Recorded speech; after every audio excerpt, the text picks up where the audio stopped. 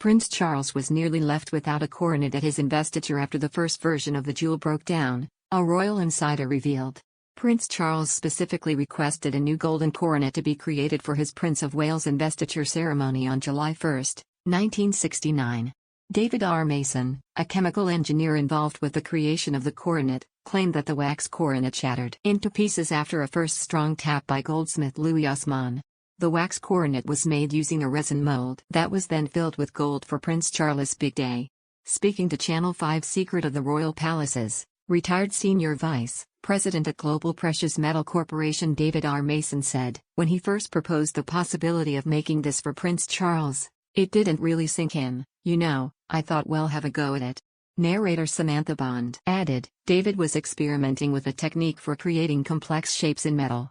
Louis Osman formed his design in wax, and the wax model was used to make a resin mold, which David filled with gold, using his new system.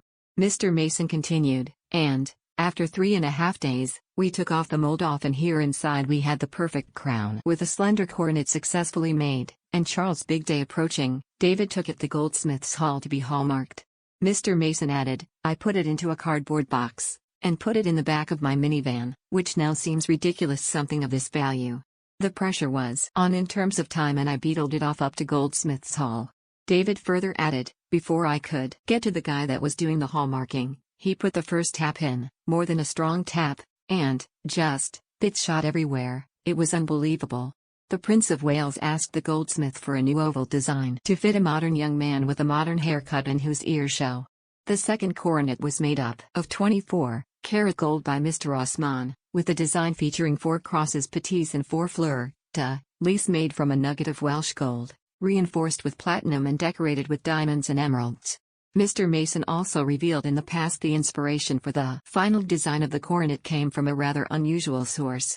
He said, with just days to go I was watching a table tennis match on TV when I suddenly came to me, a ping pong ball.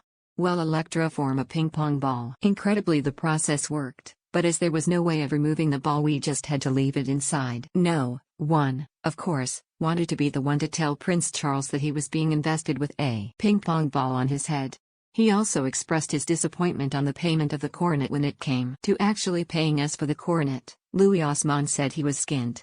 Buckingham Palace said it was nothing to do with them and the worshipful company of goldsmiths told us we should just be happy with the kudos. In the end, no one actually paid us a penny. And, sadly, I have never seen the coronet since.